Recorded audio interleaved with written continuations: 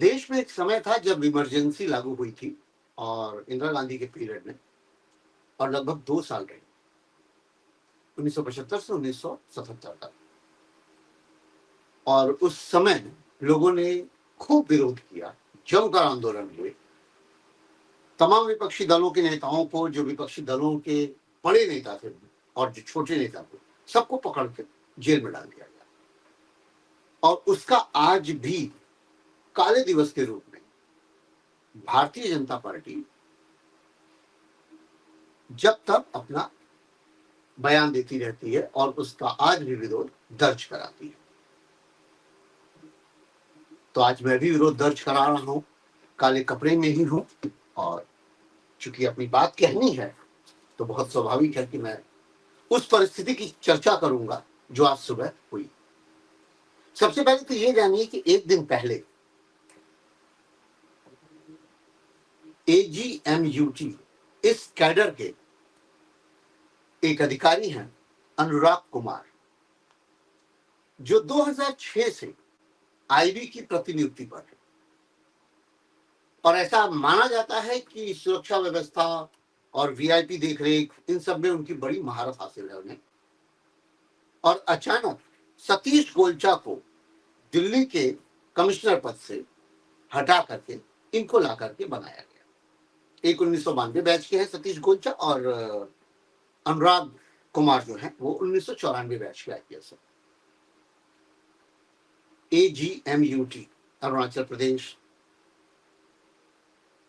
Manipur, Goa, union territories, इन सब को लेकर के एक कैडर है जिसके IPS तैनात किए जाते हैं दिल्ली में। और ये बात हुई एक दिन पहले। उसके पीछे कारण ये गिनाया गया कि सतीश गोलचा जो है ठीक तरीके से भ्रष्टाचार नहीं रोक पा रहे हैं, ट्रांसफर पोस्टिंग नहीं रोक पा रहे हैं, या देखरेख दिल्ली में उस कायदे से नहीं कर पा रहे हैं जिस तरीके से उन्हें करना चाहिए, कानून व्यवस्था की बहाली भी ठीक से नहीं कर पा रहे हैं। लेकिन जो एक पॉइंट उसमें बार बार सबको दिख रहा था वो ये था कि कॉकरोच आंदोलन को वो ठीक तरीके से, कॉकरोच जनता पार्टी के आंदोलन को ठीक तरीके से टैकल नहीं कर पा रहे। अब ठीक तरीके से टैकल नहीं कर पा रहे, इसकी बात पे अगर बात की जाए तो आप देखेंगे वहां जाकर के कि क्या क्या चीजें रखी गई और क्या क्या चीजें हटाई गई।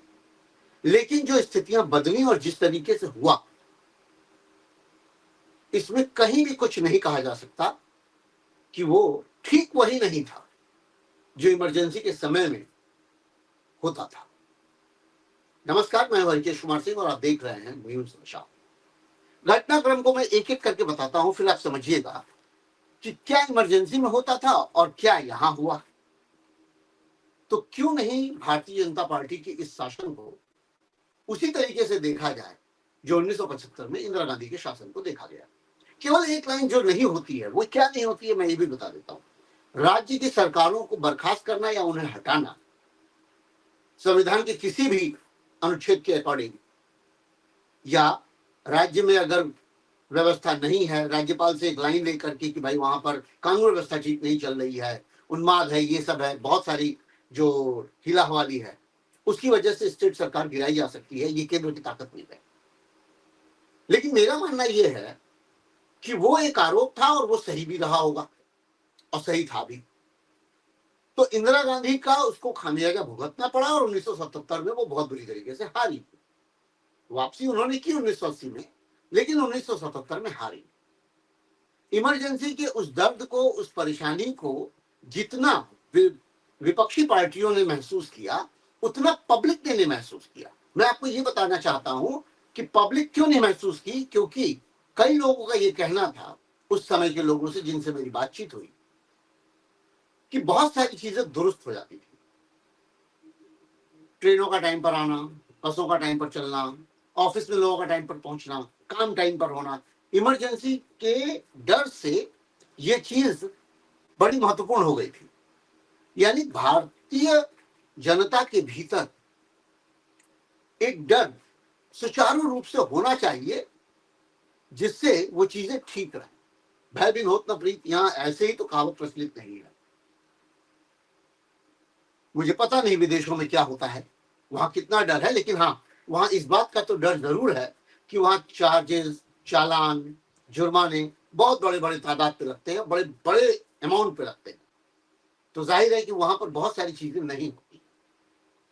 आप अमेरिका की बात करिए, यूरोप की बात करिए, या विदेश के तमाम ऐसे जगहों की बात करिए जो विकसित हैं, वहां पर यह डर है।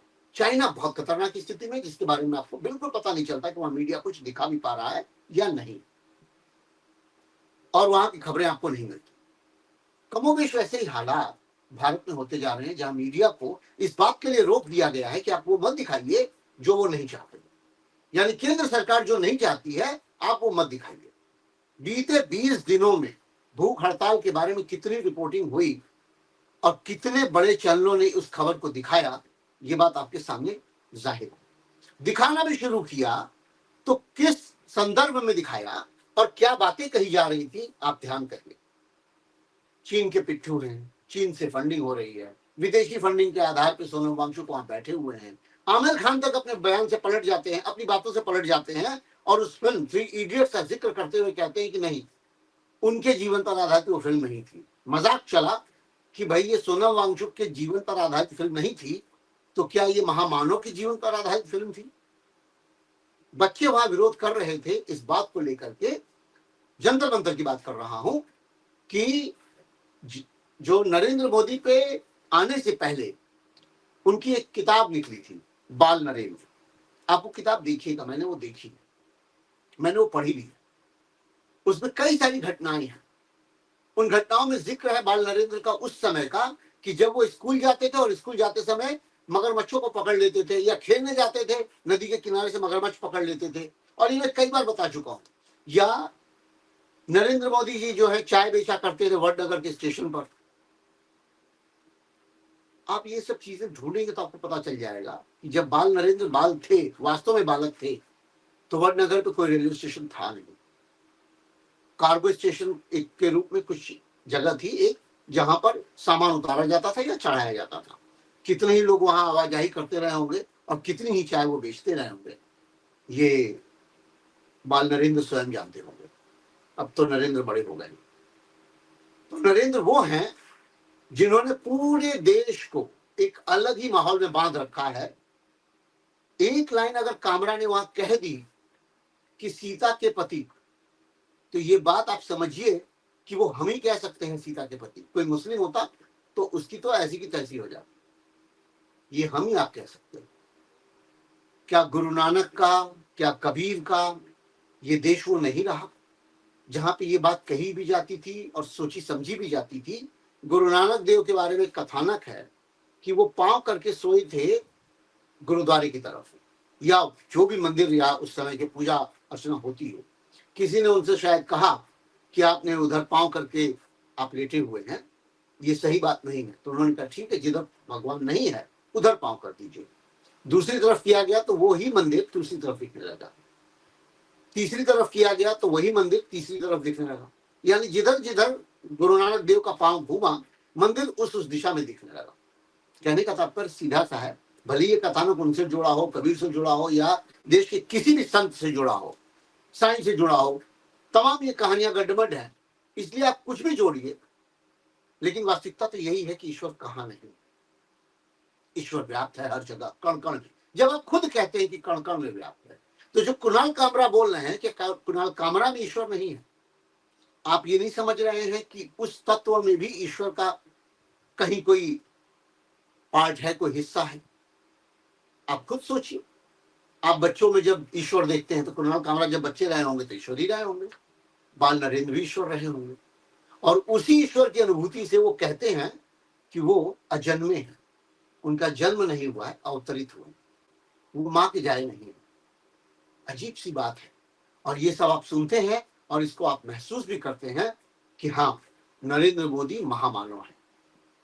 तमाम चैनलों ने इस बात को दिखाया। वो थकते नहीं, कौन सी एनर्जी लेते हैं, वो आम खाते कैसे हैं, वो 18-18 घंटे काम करते हैं। अब कुछ कम हुआ, ये लाइन अब नहीं आ रही है। वो छुट्टियां नहीं लेते, जो विदेशों में जाते हैं, जगह जगह घूमते हैं, 100 से ऊपर देश घूम चुके हैं, बार बार एक ही देश, दो देश जाते हैं, कभी इंडोनेशिया, कभी ऑस्ट्रेलिया, कभी अमेरिका, कभी यूरोप, यूरोप के तमाम देशों में जाते हैं, कभी डेनमार्क, कभी फ्रांस, कभी साउथ अमेरिका, कभी अफ्रीका, जगह जगह जाते हैं। लेकिन बावजूद इसके उनको ये नहीं कहा जाता कि वो छुट्टियों पर जाते हैं, वो काम करने जाते हैं। ये एक ऐसा परसेप्शन गढ़ा गया है देश के लिए। इससे आपको समझना होगा कि वास्तव में नरेंद्र मोदी जी करते क्या है। रातों रात आईपीएस का तबादला होता है, हटाया जाता है, सॉरी तबादला नहीं, बदला जाता है, और उन्हें अटैच कर दिया जाता है एलजी के ऑफिस से। अभी उनकी पोस्टिंग होगी। मैं बात कर रहा हूं सतीश गोलचा की। अनुराग कुमार जैसे स्थापित हुए, कल शाम को उन्होंने अपना चार्ज संभाला, बेटन दिया गोलचा ने। अनुराग कुमार जो है स्थापित हुए दिल्ली के नए मुखिया के रूप में। 2006 से लेकर 2026 आ गया, 20 सालों तक वो आईबी में थे। अचानक उनको एक बहुत ताकतवर पोस्ट पर दिल्ली के कमिश्नर के तौर पर बिठाया गया। और आप सोचिए कि जैसे ही उनको कमिश्नर के तौर पर बिठाया गया, ऐन सुबह क्या घटना घटती है। क्योंकि सुबह का समय 5:30-6 बजे का समय, या लगभग 7 बजे का समय, और अभी सारे के सारे जो वहां कॉकरोच जनता पार्टी के कार्यकर्ता मौजूद रहते हैं, वो अपना अपना घरों में या किसी हॉस्टल में या कहीं दोस्तों के यहाँ जाकर के फ्रेश होते हैं, क्योंकि वहां व्यवस्था नहीं है बहुत अच्छी जिसमें आप जाकर के फ्रेश हो सके, या हो भी तो वो गए हुए थे फ्रेश होने। सुबह का समय था, संख्या कम थी, और ऐसी स्थिति में पुलिस बल बढ़ा करके पहुंच गई पुलिस सोनम वांगचुक के गले तक। ये एक दिन पहले की भी खबर थी कि 20 तारीख को देखते हुए गोलचा ने वहां पर भारी तादाद में बल तैनात किया, पुलिस बल। और ये सारा जो मतलब पुलिसिंग की व्यवस्था की जा रही है, वो 20 जुलाई के मार्च को लेकर की जा रही है, जो कि जंतर मंतर से संसद भवन तक होना था, और मानसून सत्र साथ में ही शुरू होना था। देश में कोई ऐसी अराजक व्यवस्था न हो जाए, स्थिति पैदा न हो जाए, इसको व्यवस्थित ढंग से या सही तरीके से ये आंदोलन खत्म हो, इस बात की चिंता करते हुए गोलचा ने वहां पे भारी पुलिस बल तैनात किया। और इस पुलिस बल ने क्या किया, जैसे अनुराग कुमार आए, सुबह ऐन 7 बजे सोनम वांगचुक को वहां से उठा लिया गया। उठाने के तरीके देखिए, सफेद चादर खूब सारी लेकर के उस स्टेज के ऊपर आपको दृश्य में दिख गई होगी, और ये सारी चादरों के साथ उनको समेट के उठा के लेके गए। कॉकरोच जनता पार्टी के अभिजीत दीपके हो चाहे कोई भी, सबने ये बात कही कि ऐसा लगा जैसे उनकी डेड बॉडी उठा के ले जाई जा रही। कई लोगों ने कमेंट पे भी ये कहा, और कमेंट में कहने के अलावा उनकी भी बात कर रहा हूं जो इस सरकार के पक्षधर हैं, उन्होंने कहा कि लगता है कि सोनम वांगचुक जी को की शव यात्रा निकाल दी गई। आपको शर्म नहीं आती है? बेशर्मी की लिमिट देखिए, किन शब्दों का इस्तेमाल करते हैं और कैसे करते हैं, ये बात समझ में नहीं आती। सोनम वांगचुक देश की धरोहर, जिन्हें मैग्सेसे पुरस्कार के अलावा जाने कितने पुरस्कार मिले हैं, पर्यावरण संबंधी उनको कहां कहां बुलाया जाता है।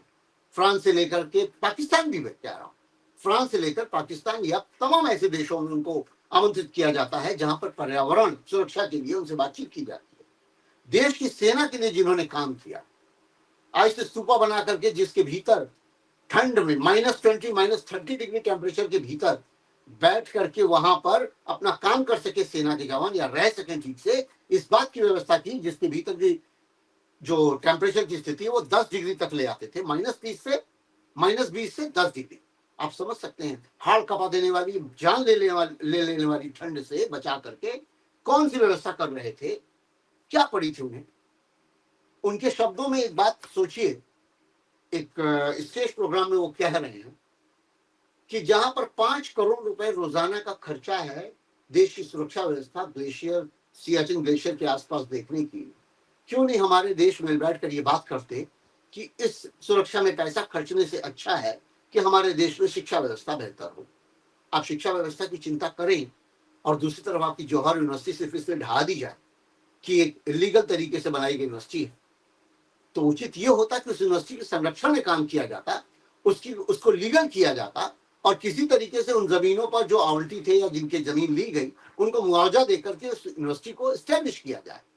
क्या ये पैसा खर्च नहीं हो सकता?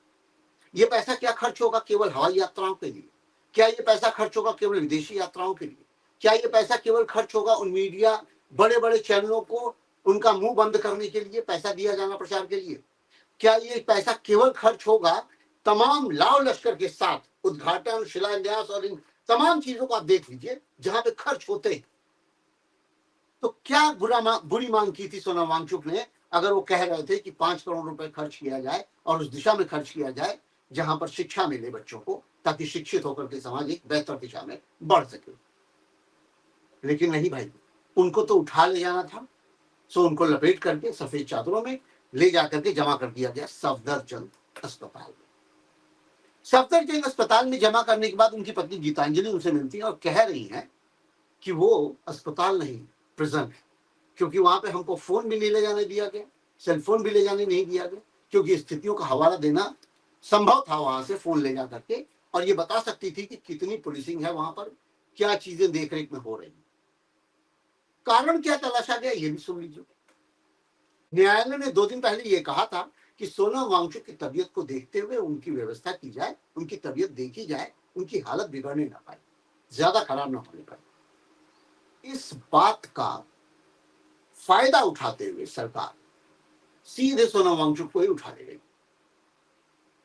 ले गई तो ले गई, सफदरजंग अस्पताल ले गई, all India institute of medical sciences AIIMS भी ले जा सकती थी, लेकिन लेकर कहां गई? सफदरजंग अस्पताल।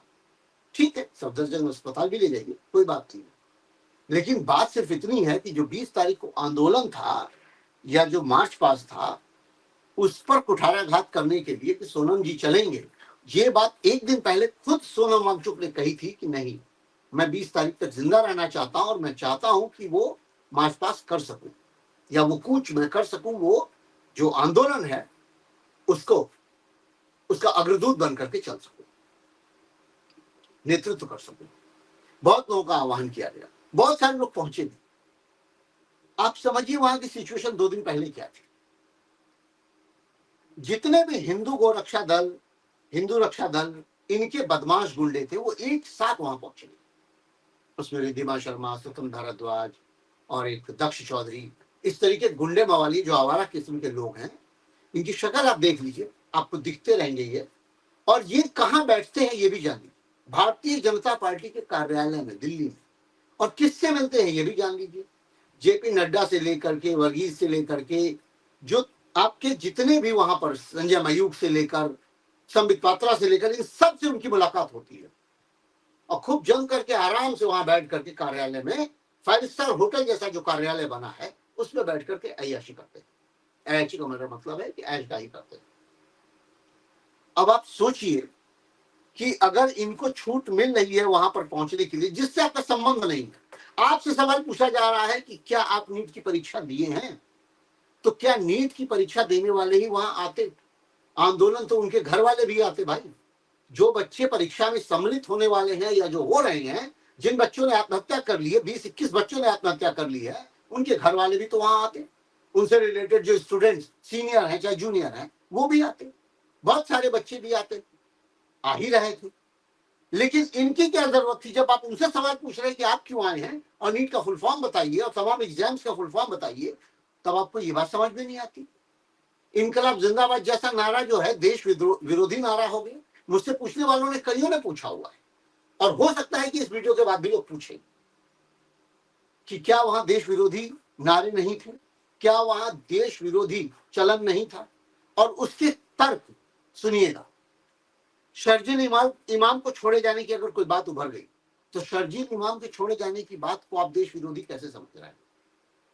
जो 5 साल से डिटेन किया हुआ है जेल में, जिसपे चार्जशीट भी लागू वो नहीं हो रही है, दाखिल नहीं हो रही है, जिसके ऊपर किसी तरीके की कोई जो है ट्रायल कोर्ट में नहीं चल रहा, आप उसको क्यों डिटेन करके रखे हुए हैं?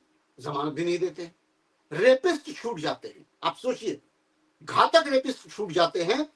अहमदाबाद में जो घटनाक्रम हुआ था गोधरा का, उसके तमाम ऐसे रेपिस्ट छूट गए जिनका स्वागत माल्यार्पण के साथ किया गया, भारतीय जनता पार्टी ने किया है।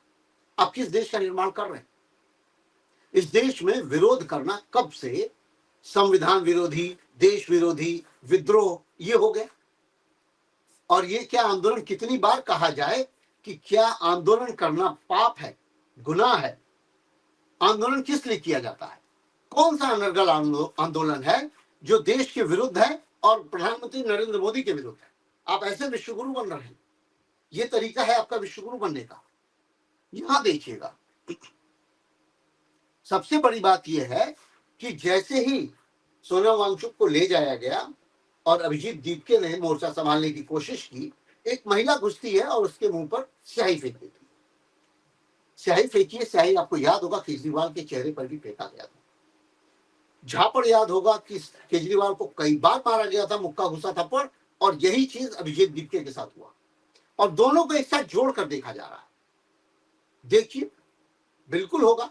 मैं तो कह रहा हूं कि अभिजीत दीपके हो सकता है कि आम आदमी पार्टी का ही नुमाइंदा हो।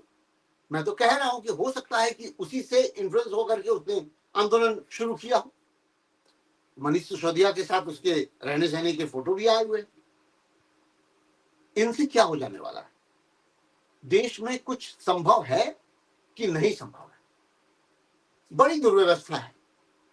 ये मैं जरूर कहूंगा कि कॉकरोच जनता पार्टी का जो भी आंदोलन था, उसमें जो भी मांग थी, उन मांगों में एक मांग बहुत स्पष्ट थी, वो थी धर्मेंद्र प्रधान का इस्तीफा। कल ही परसों में नीट की परीक्षा का परिणाम निकल गया। उस परिणाम को लेकर के झंडा लिए दौड़ रहे हैं देश के सारे वो समर्थक जो भारतीय जनता पार्टी के समर्थक है या सरकार के समर्थक हैं कि क्या शानदार रिजल्ट आया। मूर्खता की तो हद ये है कि इस शानदार रिजल्ट के पीछे ये दबाव ही था। आप समझिए कि अगर ये सीजेपी आंदोलन न चल रहा होता, तब भी आपके नीचे से दरी सरक गई होती, चद्दर निकाल लिया गया होता, या जमीन सरक गई होती। लेकिन आप सोचिए कि तब भी मैं ये कहूंगा कि जो तुलना हो रही है कि सोनम वांगचुक जो है चाइनीज एजेंट हैं, देश के गृह मंत्री क्या कर रहे हैं? क्या देश के गृह मंत्री को इतनी समझ नहीं आ रही है कि ये फंडिंग रोकी जा सके?